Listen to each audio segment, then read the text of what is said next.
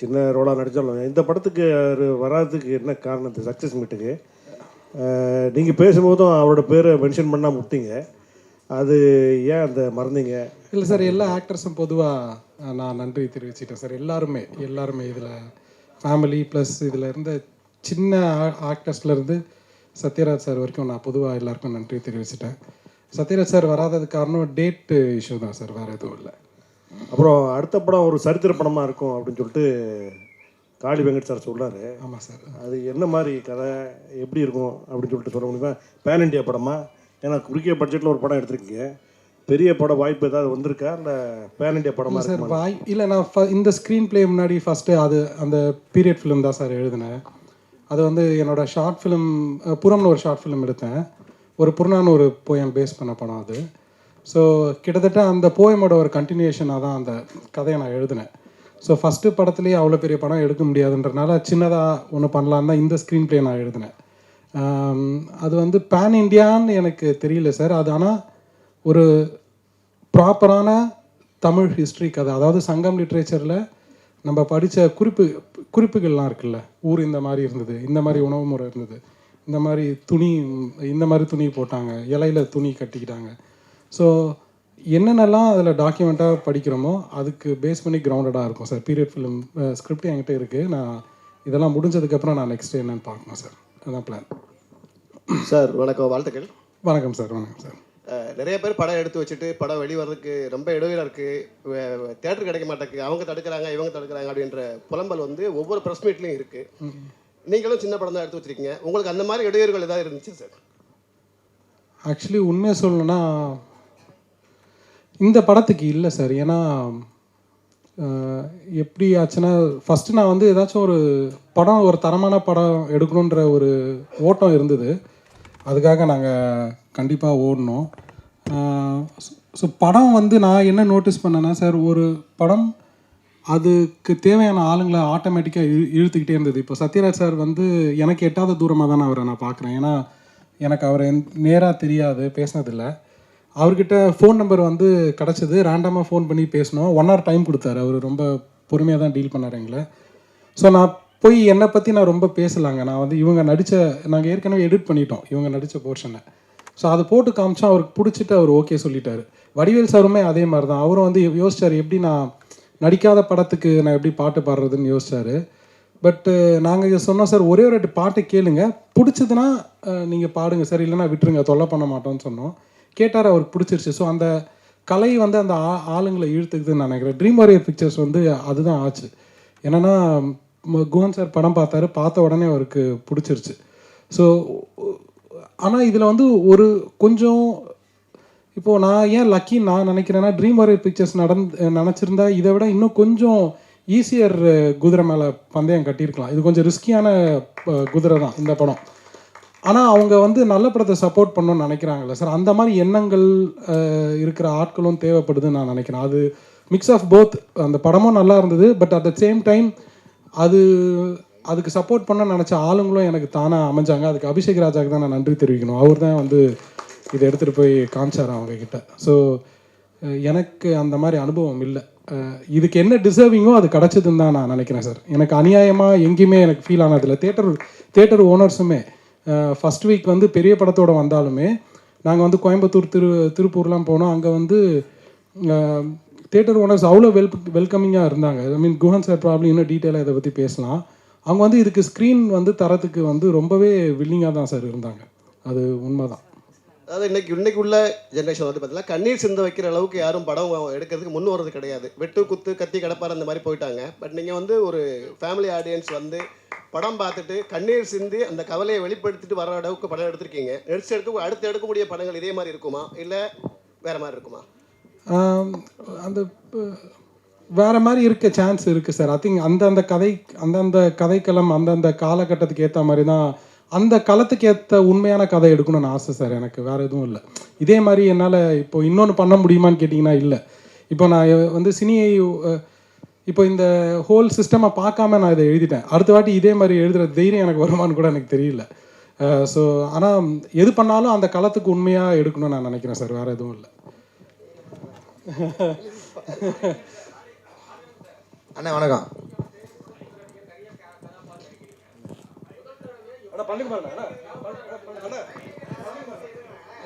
அண்ணா இந்த கேள்வியும் பதிவாயிருக்கட்டும், ஒரு தடவை இதில் கேட்டுருங்க. ஒன்றும் இல்லை, முதல் தடவையாக நீங்கள் ஒரு தகப்பனார் இடத்துக்கு ஒரு பையனுக்கு ஒரு குடும்பத்தில் தலைவனாக ஒரு தகப்பனார் வேடத்தில் நடிக்கிறீங்களா? இன்னும் தகப்பனார் வேடலையும் நடிக்கலாமா? எப்படி உங்கள் கேரக்டர் எப்படி இருக்குன்னு நினைக்கிறீங்க? ஆனால் நீங்கள் இறுதி சுற்று மிஸ் பண்ணிட்டீங்கன்னு நினைக்கிறேன். இறுதி சுற்றுலேயே நான் நடிச்சிட்டேன். நான் அப்போ அவங்களுக்கு 20 வயசு ஹீரோயின், அவங்களுக்கு அப்பாவாக நடித்தேன். நான் அதான் நிறைய படம் அப்பாவாக நடிச்சிட்டேனே. அப்புறம் வந்து நம்ம அநீதியில் ஒரு கைண்ட் ஆஃப் அப்பாவாக இருக்கும், மெர்சலில் ஒரு பையனுக்கு அப்பாவாக நடித்தேன். இப்போ இதில் ஒரு விதமான அப்பாவாக இருக்குது. ஸோ எனக்கு ஆல்ரெடியே நான் நிறையா தான் அப்பா நடிச்சுட்டேன்னு நினைக்கிறேன். இதுக்கப்புறம் வந்துச்சுன்னா அந்த கேரக்டர் என்ன செய்யுது, அதுக்கான வெயிட் எப்படி இருக்குன்னு பார்த்துட்டு நடிக்கலாம். நான் ஒன்றும் தப்பு இல்லை. நன்றிண்ணே. வணக்கம் சார்.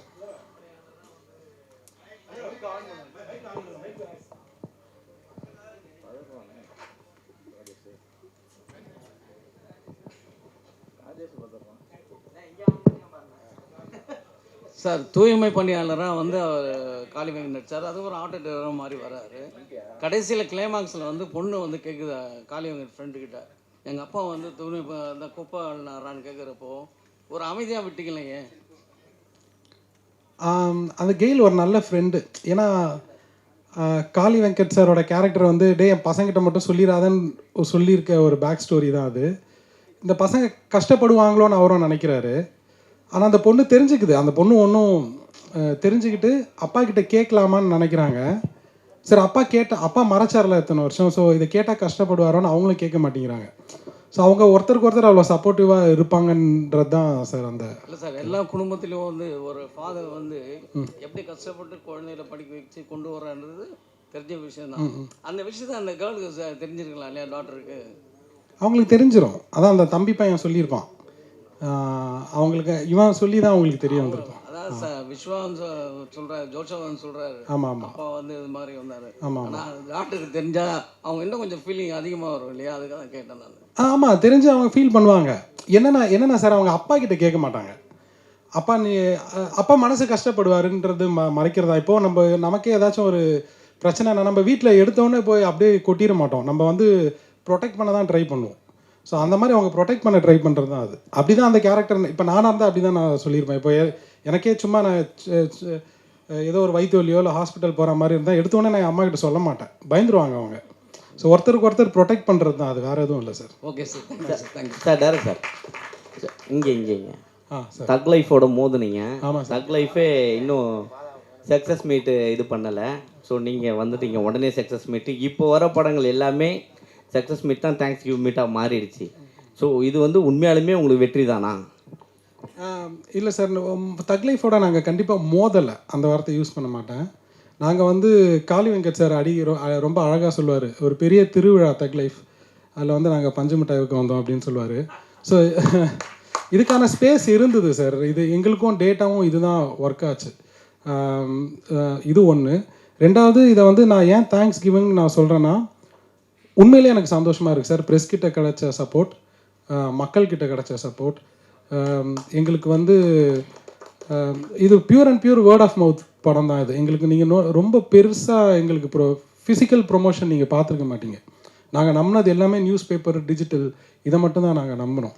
ஸோ உண்மையிலேயே முழுக்க இது ப்ரெஸ் அண்ட் மக்கள்னால மட்டுமே ஓடுன படம் இது. அதுக்காக தான் நாங்கள் நன்றி தெரிவிக்கலான்னு வந்திருக்கோம் சார். மற்றபடி வேறு எதுவும் இல்லை. இல்லை காலையில் வாங்க பாலா. லெசன் நீங்கள் வந்து பார்த்தீங்கன்னா ஹீரோவும் நடிக்கிறீங்க, நடிக்கிறவங்களுக்கு அப்பாவும் நடிக்கிறீங்க. ஸோ உங்கள்கிட்ட கதை சொல்லும் போதே நீங்கள் ஓகே சொல்லிடுவீங்களா, இல்லை கொஞ்சம் ஏதாவது டவுட் இருக்குமா? எதுக்கு டவுட் இல்லை, கதை சொன்னோன்னு எப்படி ஓகே சொல்ல முடியும், நமக்கு செட் ஆகணும்ல ரோல். ஏன்னா ஹீரோவாக போயிட்டு இருக்கவங்க ஒரு கேட்டகரிக்கு மேலே போனாங்கன்னா அதுக்கு மேலே நான் இது வேணாம் அப்படின்ற மாதிரி ஸ்டாப் பண்ணுவாங்க. இல்லை அப்படி இல்லை, எல்லா கேரக்டரும் பண்ணுறீங்க. ஹீரோ வந்தாலும் பண்ணுறீங்க, ஹீரோயினுக்கு அப்பாவா இருந்தாலும் பண்றீங்க, மாமனாராவும் போறீங்க, சைட்ல வக்கீலாவும் ஆகுறீங்க. எந்த கேரக்டர் தான் நீங்க விட்டு வைக்கல? இல்லை, இது வந்து நான் ஹீரோவாக தான் இதுக்கப்புறம் நடிக்க போகிறேன் அப்படின்ற மாதிரிலாம் எந்த ஐடியாவும் எனக்கு இல்லை. ஏன்னா என்னை பொறுத்தளவுக்கு ஒரு கேரக்டரை அது ஜெனுவனாக நடிக்க ட்ரை பண்ணணும், அவ்வளோதான். அது வந்து அது அவங்க எவ்வளோ பயன்படுத்திக்கிறாங்கன்றதை பொறுத்து தான் இருக்குது. இந்த படத்தில் முழுமையாக இருந்துச்சு அந்த கேரக்டரு. எல்லா படத்துக்கும் எப்படி நம்ம அந்த ரோலை வந்து ஓரளவுக்கு நெருக்கமாக உண்மைக்கு நெருக்கமாக அடிக்கணும்னு நினைக்கிறோமோ அதுதான் இதுலேயும் பண்ணியிருக்கோம். இப்போ நீங்கள் சொல்கிற ஹீரோ அந்த மெட்டீரியல் நான் கிடையாதுன்னு எனக்கே தெரியும். வந்து நம்ம அது கிடையாது. ஆனால் அந்த இப்போ நம்ம ரோலுக்கு இப்போ என்னோடய கேஸ்டிங்காக என்னோட ஒரு கேரக்டருக்கு என்னோடய ரோல் வந்து செட் ஆகும், என்னோடய கதாபாத்திரம் செட் ஆகும்னு நினச்சாங்கன்னா அது ஒருவேளை அந்த படத்தில் லீடாக இருந்துச்சுன்னா அப்படி தான் நடிக்க முடியும். இப்போ நமக்கு நம்ம லீடை நம்ம படம் செட் பண்ணி நடிக்கிற அந்த பிளான்லாம் இல்லை. இன்னமும் ஒரு சீனு 2 சீனும் நடிக்கிறதுக்கு நான் தயாராக இருக்கேன், நடிச்சு விட்டும் இருக்கேன். ஏன்னா எனக்கு என்ன பொறுத்தளவுக்கு நாசர் சார் சொன்ன ஒரு பாயிண்ட் எனக்கு ரொம்ப ஆழமாக எப்பவுமே இருக்குது. அதாவது நீ நடிக்கிற ரோல் வந்து சின்னது பெருசுன்றது அது யாரும் முடிவு பண்ணுறதில்ல, அந்த டைரக்டர் முடிவு பண்ணியிருக்காரு. கொஞ்சமாக இருக்கிற சீனாக இருந்தால் நீ வந்து சின்ன ரோல்னால் கொஞ்சமாக நடிச்சுட்டு அப்படி வந்துடுவியா, இல்லை அதுக்கு ஜென்வனாக தான் நான் நடிச்சுட்டு வருவேன். அந்த மாதிரி தான் வந்து அவங்க அந்த படத்தில் உன்னோட லைஃப்பை கொஞ்சமாக காட்டுறாங்கன்னு அர்த்தம், அவ்வளோதான். அது எவ்வளோ வெளியில் வருதோ அது அந்த ரோல் டிமாண்ட் பண்ணுறதை பொறுத்து தான் இருக்குது. அதனால் எனக்கு அந்த பேரிகேட்லாம் எதுவும் இல்லை. யாடி வேற ஒரு ஸ்டார் கிடையாது. அண்ணா இது மாதிரி முனிஷ்கான் கூட எப்பவுமே நீங்கள் தொடர்ச்சியாக வந்து நடிச்சுன்னு இருந்தீங்க. ஆமாம் ஆமாம். இப்போ ஹீரோ மாறினதுக்காக நீங்கள் நடிக்கிறது இல்லையா, இல்லை ஏதாவது சான்ஸ் கேட்டால் நீங்கள் வேணான்னு இருக்கீங்களா? இல்லை எங்கே ஹீரோவெல்லாம் மாறவே இல்லை தலைவரை, மறுபடி அதே பிடிச்சி இழுக்கிறீங்களா கொக்கி போட்டு. ஏன்னா செந்தில் கவர்மெண்ட் காம்பவுண்ட். ஆமாங்க, அது என்னன்னா அது எழுதுறவங்க எழுதணும்ல, அப்படி எழுதி. ஆனால் இருக்குது, படம் நடித்த படமும் இருக்குது. இப்போ திரும்பவும் நடிக்கிறதாகவும் இருக்கும். அவர் எனக்கு முன்னாடி ஹீரோ ஆகிட்டார், படம் நின்றுக்கிட்டு இருக்கு, ரிலீஸ்க்கு வெயிட் பண்ணிகிட்டு இருக்கு. ஆக்சிஸ் ஃபிலிம் ஃபேக்டரியில் மிடில் கிளாஸ்னு ஒரு படம் எடுத்து ரெடியாக இருக்குது ரிலீஸ்க்கு. அவர் எனக்கு முன்னாடி அப்படி பார்த்து ஆகிட்டார் சொல்ல போனால். என்ன அதெல்லாம் கிடையாது. நாங்கள் 2 பேரும் சேர்ந்து நடிக்கிறது என்னென்னா அந்த காம்போ வந்து ஆக்சுவலாக எங்களால் வந்து ரொம்ப நெருக்கமாக இயல்பாக நடிச்சிட முடியும். காரணம் நாங்கள் வந்து சினிமாவில் எங்கள் முகம் தெரிகிறதுக்கு முன்னாடி தான் நாங்கள் நண்பர்கள். நாங்கள் வந்து இங்கே இதே அருணாச்சலம் ரோட்டில் அந்த டீ கடையில் எல்லாம் ஒன்றா காலையிலேருந்து சாயந்தரம் வரைக்கும் வந்து கடலை போட்டு உட்காந்துட்டு இருந்த டைம் தான் அது. அங்கே அப்போ இருந்தே வந்து அவர் பழக்கன்றதுனால எங்களுக்கு ஸ்க்ரீனில் ஒரு நடிகர், அவர் ஒரு நடிகர், நம்ம ஒரு நடிகர்ன்றதே இருக்காது. அந்த எங்கள் 2 பேருக்குமே அந்த எண்ணம் இருக்காது. அதனால் ரொம்ப இயல்பாக வந்துடும். அது ரொம்ப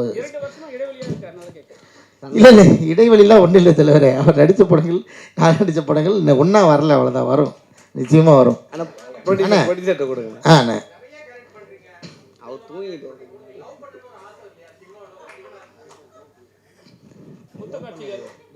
என்ன அருமையான சிந்தனை. இந்த சிந்தனை டைரக்டருக்கு வர மாட்டேங்குதே. இதைத்தான் எனக்கு மைக்கிலையும் புலம்புனேன். கணவன் மனைவி பாருங்கள், அப்பாவா நடித்தேனே சொல்லிட்டு இருக்கீங்க. நான் வந்து ரோஷினிக்கு அப்பாவா நடித்தேன், ஷெல்லிக்கு நான் வந்து கணவனாக தான் நடித்தேன். அதை சொல்லவே மாட்டேங்கிறீங்க யாரும். அப்பா கேரக்டர் நடிச்சிங்க, அப்பா கேரக்டர் அப்படி பார்த்தா கணவனாக தான் நடித்தேன், ஹஸ்பண்ட் கேரக்டர் தான் நடித்தேன். அதை சொல்ல மாட்டேறீங்க. காரணம் என்னன்னா இவர் அந்த மாதிரி சீன் வைக்கலைங்க. நான் என்ன பண்ணுறது, ஒரு அந்யோன்யமாக கணவன் மனைவி இருக்கிற மாதிரி சீன் வச்சா தான் நடிக்க முடியும். நானும் எப்படி நடிக்க முடியும் சார்? டூயிட் ஆர்டர் இல்லை. ஆனால் நீங்கள் சொன்ன மாதிரி நெருக்கமான காட்சிகள், ரொமான்ஸான காட்சிகள் நடிக்கணும்னு எனக்கு நிச்சயமாக ஆசை இருக்குது.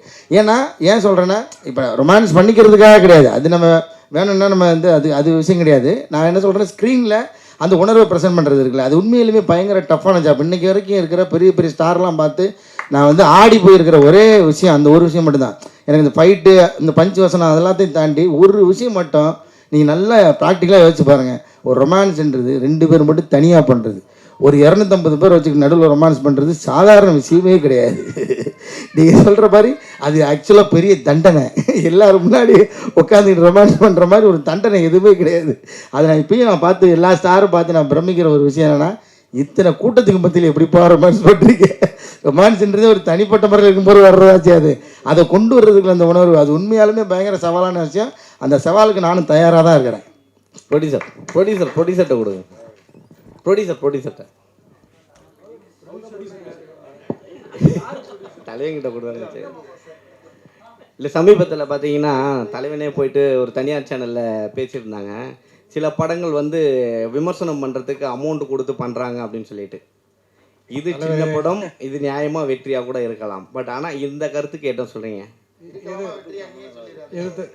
இல்லை என்ன கொஸ்டின் கேட்குறீங்க? பெய்ட் ரிவ்யூஸ் இருக்கான்னு கேட்குறீங்களா? ஏன்னா இப்போ நம்ம படம் வச்சுங்க நார்மலான ஒரு யதார்த்த கதை கொடுத்துருக்கீங்க. பட் ஆனால் வெளியே பேசும்போது இந்த மாதிரியான காசு கொடுத்து அவங்க ப்ரொமோஷன் பண்ணுறாங்க அப்படின்ற ஒரு டாக் போகுது இல்லை. ஸோ இதை பற்றி என்ன நினைக்கிறீங்க? இல்லை ஆக்சுவலாக எனக்கு இந்த படத்தில் எங்கள் அனுபவம் நான் சொன்ன மாதிரி எப்படி ஆயிடுச்சுன்னா, ப்ரெஸ்ஸு சப்போர்ட் பயங்கரமாக கிடச்சிது ஃபஸ்ட்லேருந்தே. அதுக்கப்புறம் மக்களோட வேர்ட் ஆஃப் மவுத் தான் இருந்தது. டாப் ரிவ்யூயர்ஸ் ரிவ்யூ பண்ணலை, அது நான் ஒத்துக்கிறேன். ஆனால் ஏன் பண்ணலன்ற ரீசன் எனக்கு தெரியாது. இல்லைங்க, வேலை பார்க்குற இது நல்லா இருக்காதுல்ல, அது கரெக்டாக இருக்காது. ஆமாம். இல்லை தப்பாக தெரியும். ஆனால் டிஸ்கஷன் பண்ணலான்னு நாங்கள் பிளான் பண்ணோம். ரோஷினி மேடம், லாஸ்ட் கேள்வி ஹீரோயின் கேட்கலாம்ல? சொல்லுங்க. இல்லை, கண்ணம்மாவில் பயங்கரமாக ஒரு ட்ரோல் ஆகினீங்க, நடந்து போயிட்டே இருந்தீங்க, சார்பட்டா அதில் நிறுத்துனாங்க, இப்போ திரும்பவும் ஸ்டார்ட் பண்ணியிருக்காங்க. புரியல எனக்கு என்ன. நீங்கள் கண்ணம்மாவில் பேக் எடுத்துட்டு வெளியே போனீங்க தெரியுமா, அது ரோடோட காமிச்சு, அது பயங்கரமாக ஒரு ட்ரோல் ஆச்சுல்ல. ஸோ அதுக்கப்புறம் இது ட்ரோல் ஆகிட்டு இருக்கு, அதை பார்த்தீங்களா? ட்ரோல் ஆயிட்டு இருக்கா? ஆமாம், நீங்கள் போகிற மாதிரி. அப்படிங்களா? சந்தோஷம் தான். ஸோ அடுத்தடுத்து ஏன்னா நீங்கள் எடுக்கிற சூசிங்கான ஸ்டோரிஸாக இது பண்ணிட்டு இருக்கீங்க. இப்போ அடுத்தடுத்து யார் கூட பண்ணிட்டு இருக்கீங்க? இப்போ அடுத்து வந்து விஜய் சேதுபதி சாரோட மூவியில் ஒன்று பண்ணியிருக்கேன், தலைவன் தலைவியில் பண்ணியிருக்கேன். ஸோ அது அடுத்த மாதம், இன்னும் டேட் சொல்ல. ஸோ அதுவும் அடுத்து இருக்குது. இன்னும் நிறைய கதை கேட்டுட்ருக்கேன். ஸோ இந்த மாதிரி ஒரு பியூட்டிஃபுல்லான ஸ்டோரிக்கு வந்து அடுத்து வெயிட் பண்ணுறேன். சரியா? Thank you so much.